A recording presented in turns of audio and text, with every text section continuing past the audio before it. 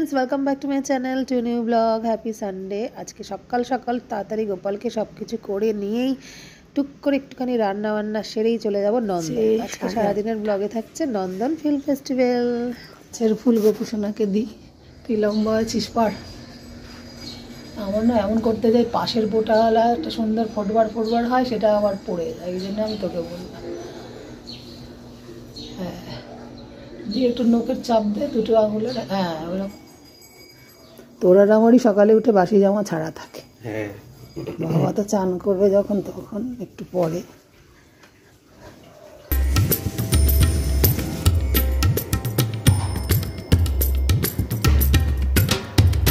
সকালের ভোগ পক্কা 8:30 লাগলো। দর্শন করে দিই। রাধে রাধে। গাছের জবা ফুলটা পাশে কি সুন্দর লাগছে না মাগোকে। সকালের ভোগ লাগানোর পর 9টার মধ্যেই আবার আমি চালের ডালে খিচুড়ি আর পাঁপড় ভাজাটাও যেহেতু রোববার করে তাই দিই, সেটা রেডি করেও যাচ্ছি। আজকে ছেলে থাকবে, ছেলে কোথাও যাওয়ার নেই, আর আমাদের সাথেও এখন যাবে না। এই বছরটাও ফাইনাল ইয়ার তো রেডি করে সব নিচ্ছি। এবার চলে যাব কিচেনে। জলখাবারের ব্যাপারটা খুব একটা ঝামেলা না করে একেবারে ভাত খেয়ে যাব। আর মাটন আর পিস পোলাও টাইপের আমি যেটা ম্যাচাল ফ্রাই করি আর কি, জিরা রাইস এই করে চলে যাব আর খেয়েও যাব।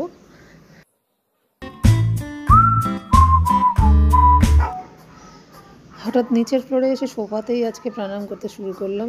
আর নির্দিষ্ট জায়গা আমি ভাবি না, কারণ এইভাবে না করলে আমার প্রাণায়ামটাও উঠে যাচ্ছে। তাই এইটুকু যোগা অন্তত জীবনে রাখতেই হবে। যেহেতু ট্রেডমিলটা কাজে লাগানো সেভাবে হচ্ছে না, তো সেই একটা তো কিছু করা উচিত। 40 ওভার আমরা মহিলাদের। আসুন, এত তাড়াতাড়ি পেয়ে গেলে মাংস।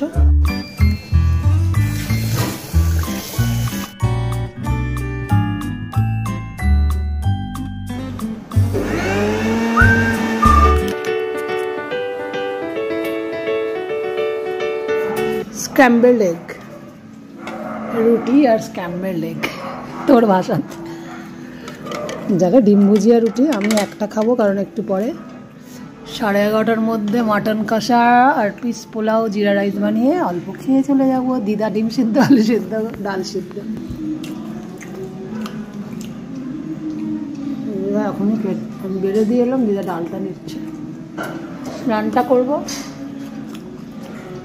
গোপালকে আমি আজকে দেবো না রন, এবার তো তুই ঘরে থাকছিস। হ্যাঁ, পুরো পাঁপড় ভাজা খিচুড়ি রেডি আছে, দিয়ে দিবি।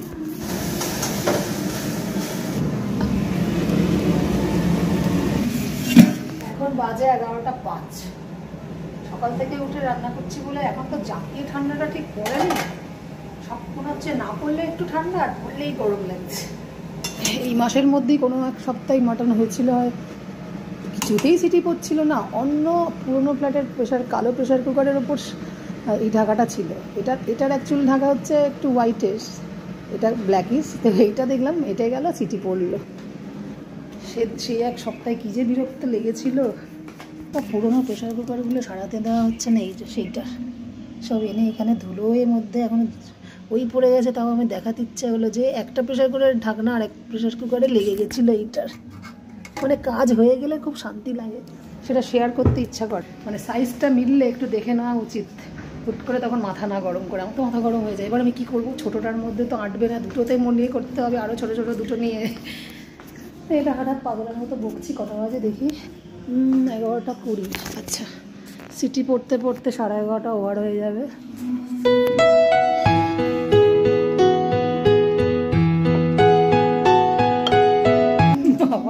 মা রেডি হয়ে বসে রয়েছে। তো একটা পঞ্চু মতো নিয়ে নিলাম। ভাবছি একটা স্টোল মার কাছে দিই, কারণ মেট্রো অটোতে করে করে গেলে ঠান্ডা লাগার ব্যাপারটা অটোতেই। একটা কিছু কানের নিয়ে নিই জড়াবার জন্য। স্টেশনে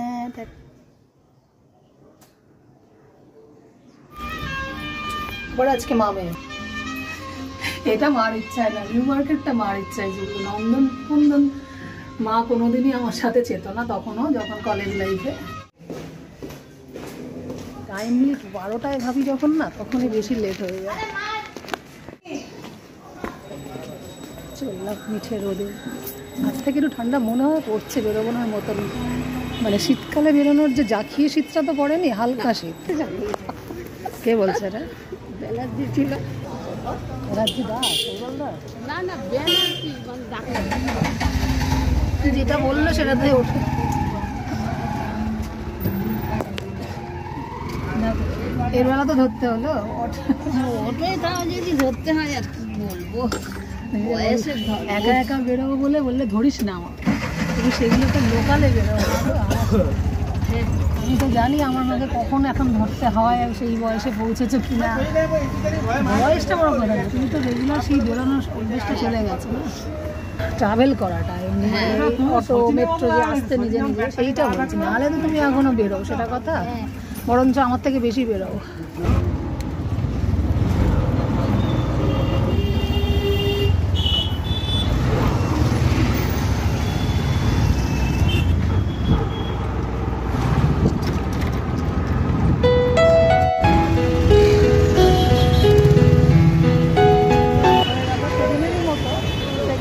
আবার মেট্রো, এটা নাগের বাজার মোড়। তুমি পেছনে ছিলে, বোকা আমার লাগলো। তুমি এমন পেছনে ছিলে, মনে হয় বোকা লাগলো।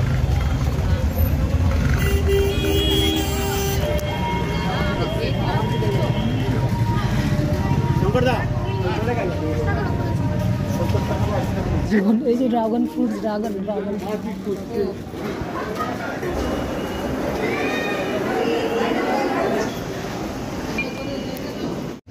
তো ভগবান অন্তর্যামী যে আমি তাকেও উত্তর দিচ্ছি। অন্য লোকগুলাই যা কেন বলবো বলো, সে তো সে পয়সা চাইছে বলে কি সে কিছু জিনিস আপনি মজা করতে পারে না, জানে বয়স্ক মানুষ, তাই বলছি, তাই না? অনেক বছর বাদে সেদিকে নিমজ্জন যাওয়ার সময় মেট্রোতে বাজে অভিজ্ঞতা ছিল যে অনেক ভিড়ে লাইন, কিন্তু গেট খুলতে দেরি হচ্ছিল, মেট্রো এসে গেছিল। আর আজকের অভিজ্ঞতা হচ্ছে মেট্রো আসতে দেরি হচ্ছে, লাইনটা কম ছিল টিকিটে। বড় মুশকিল, এখান থেকেই সবসময় দেখছি খুব ভিড় হচ্ছে। তাও বুঝতে পেরেছ, জায়গাতে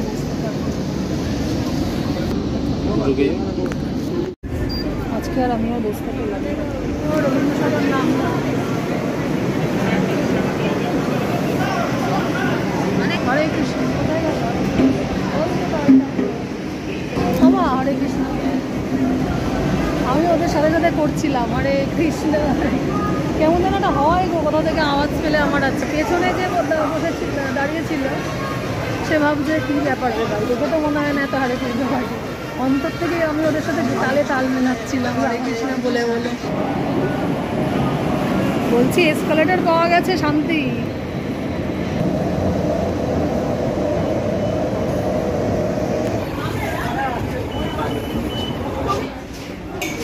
তাই না? আমরা রাস্তায় বেরোলে কিছু ভালো মানুষের সান্নিধ্য পাই, যেমন ওখানে একটা মেয়ে টুপি পরে বসে আছে, মাকে বললে আপনি বসবেন। এই যে এনাদের কাছ থেকে কিছু বই না নিতে পারি, একটা নিলাম, রাস্তায় আলাপ হলো, ওনারা সবাইকে বিক্রি করছেন, তো কানেকশান এতেই বলে। মেট্রোতে ওরকম হরে কৃষ্ণের দল পেয়েছিলাম, তো সব পাইনি রে। চলো চলো, হাত ধরে নিই তোমার।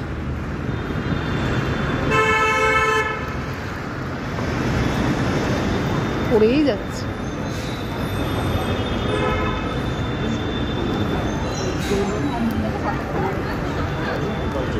কতগুলো বছর পর যে নন্দন চত্বরে আসছি, তা আবার ফেস্টিভ্যালে।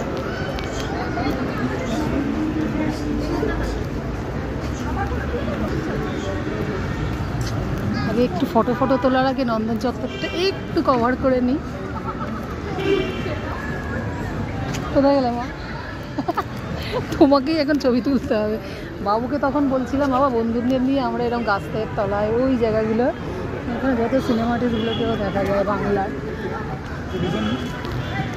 এই যে দেখো রবীন্দ্রসদন বাঁদিকে, পরপরই তো বাঁদিকে।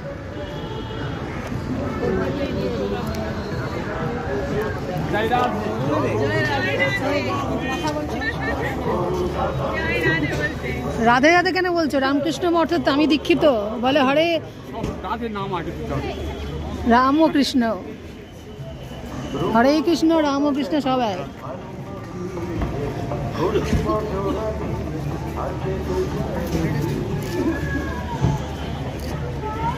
আমি না তখন এটাকে সত্যি ভেবেছিলাম। হ্যাঁ, আমি এটাকে প্রথমে সত্যি ভেবেছিলাম, যদিও অনেক মেলাতে এসব দেখতাম, কিন্তু আজকে হট করে আমি সত্যি ভেবেছিলাম। তুমিও দূর থেকে তাই ভাবছিলে? যে যার কর্ম করে যেতে দাও, কি অকারণে যায় যে যা করেছে। তোমার ভালো থাকার অনেক রকম পারপাস আমি তোমায় দিয়ে দেবো, তোমার বুদ্ধি দেবো। কি করছো তুমি? এই বাবা, না না ঢুকিও না, 10 তারিখ অব্দিও না, 9 তারিখ অব্দি মনে চলবে, 9 কি 10। টিকিটটা কোথায় পাবো দাদা? দাদা টিকিট যে লাস্টে গিয়ে দাঁড়াও। শুধুমাত্র খুচরোর জন্য তো, যা ইচ্ছা তুমি দাও তো বাবা।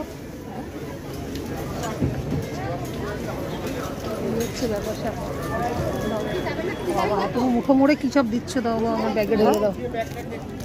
তো ওয়াশরুম থেকে বেরিয়েও দেখছি সেই একই লাইন, মা কতটা এগোলো দেখি।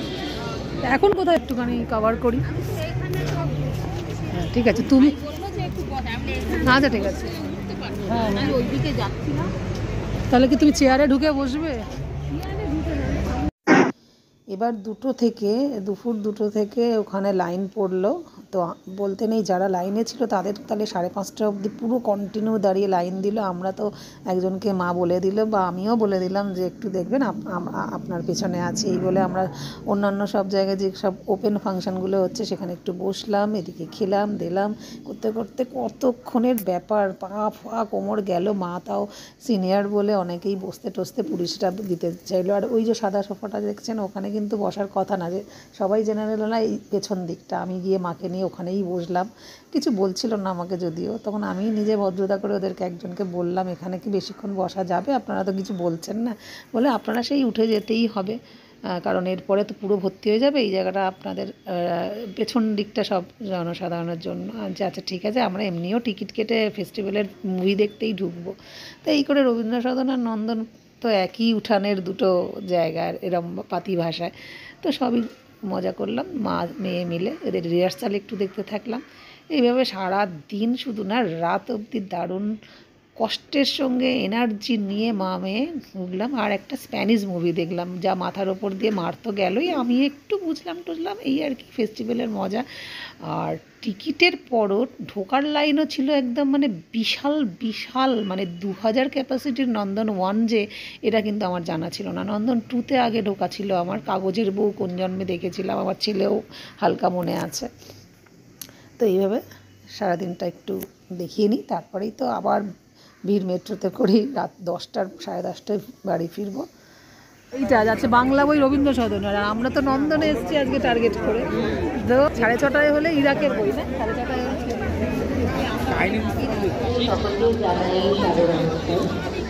মা চা খাবে?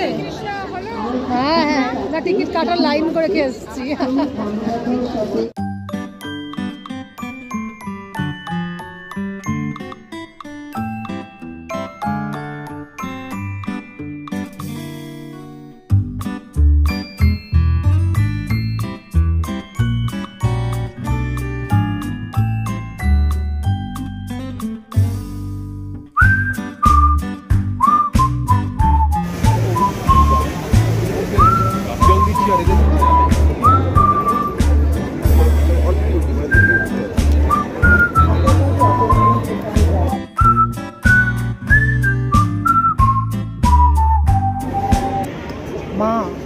ফ্রিয়ের টিকিট এখন আমি ভেবেছিলাম যা কমে হলেও নন্দনে যেমন আগে টিকিটটা কমে পাওয়া যায়, সেটাও না, ফ্রিয়ের বলে আরও হঠাৎ উড়ে যাচ্ছে। এই যে লাইনে দাঁড়িয়ে আছি, একদম কাউন্টারের সামনেই রয়েছি। 4:30টা পেলাম না, ওই 7টার শো 9টা অবধি দেখে তবে যাব। বিশাল একটা অভিজ্ঞতা। রাস্তার মধ্যে আজকে জীবন কা প্রকাশ স্মরণ কিনতে হলো, বাধ্য। মোটা বইগুলোর দাম 300 টাকা নিলাম না। এখন এত লাইনে আমরা দাঁড়িয়ে আছি, 4:45টার লাইন, 5:30টায় টিকিট, 2টো থেকে লাইন দিয়েছে। হ্যাঁ, আমার মা যে বাইরে পুলিশ দিয়েছে চেয়ার, তাই একটু বসেছে। বসো। আরতে শো হবে 7টা থেকে 9টা। কি না না, এই তো উনি আছেন তো, ওই দাদাটা তো গাইড করছেন।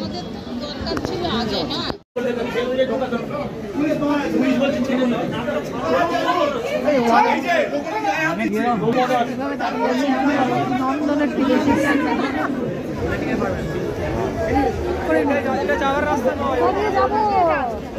রাস্তা পাচ্ছি না। যাই হোক 2টো থেকে 6টার ফল একটা টিকিট পেলাম, আর মনে হচ্ছে কিছু একটা উদ্ধার করলাম মনে হলো। মানে নন্দনে যে ফেস্টিভ্যালের সময় টিকিট পাওয়া এরকম একটা ব্যাপার, এই প্রথম এক্সপিরিয়েন্স হবে আমার। তখন তো 1 ঘন্টা এখানে কাটাবো ভেবেছিলাম, এখানে যে ফাংশনটা হচ্ছে, যেটা দিনের আলোতে আমাদের দিনের আলোতে যেখানে মা আর আমি সোফায় দেখলে সাদাতে বসে রয়েছি, সেখানে ভাবলাম যে আমি 1 ঘন্টা সময় কাটাবো। বলো মা? হ্যাঁ সেটাই তো একটু ছিল।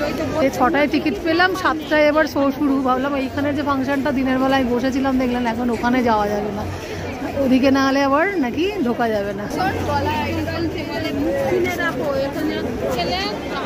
হ্যাঁ চাটা খেয়ে নি, দাঁড়াও চাটা লাইন হবে। এরপর সন্ধ্যে 7টার শোর আগে থাকতে 1 ঘন্টা 6টা থেকে লাইন দিতে হবে। বিশাল রাস্তা অবধি লাইন বেরিয়ে গেছে। তো আর একটু এনার্জির জন্য মা চা আর আমি কফি এইটুকু খেতে গিয়েও দেখলাম লাইনটাও এত দেরি হয়ে গেল যে আমরা ভালোভাবে প্রথমে সিটই পাইনি।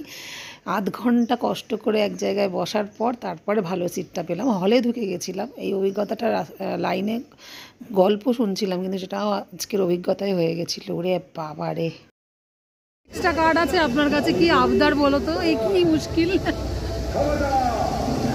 আসলে সরকারি হলে মনে এরকম হয়, জন্যই চায় তাই না?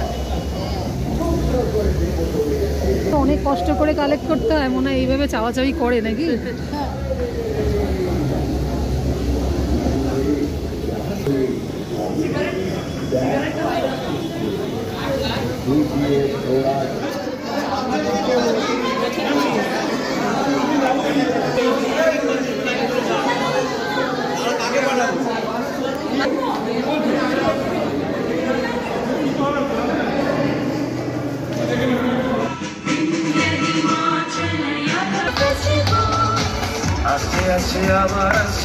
আমাদের ফেস্টিভ্যাল, কলকাতা ফিল্ম ফেস্টিভ্যাল, বাস্তবের কল্পনার এখানে এক গতিধারা। Barely 2 months before she shot herself in the stomach. She was only 3.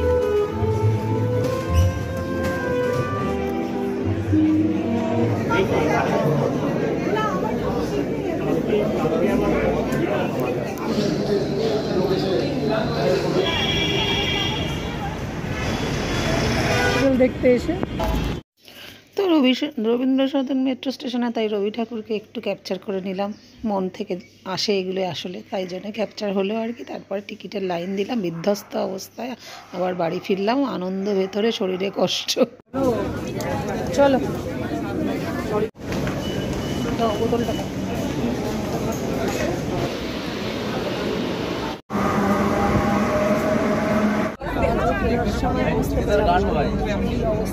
পেয়ে গেছি। চলো লেফট যাও আগে সিনিয়র সিটিজেন বসো। 10টা 10-এ নামলাম। যাওয়ার সময় তাড়াহুড়োই ছিলাম, তাই ওই ড্রাগন ফ্রুটস একটা নিলাম। কখনো খাইনি, খাবো করে, বা ছেলেকেও বলেছিলাম। আর একটা আতা নিয়ে নিলাম। যাই হোক সেটাও ফুলফিল হলো। ভেবেছিলাম বসে থাকবে না রাত 10টার পর। ঠান্ডা লাগিয়ে লাভ নেই ভাই, টাইম মেরে লাভ নেই। রাত 10টা বেজে গেছে, তাই মুড়ি সুড়ি দিয়ে নিয়েছি।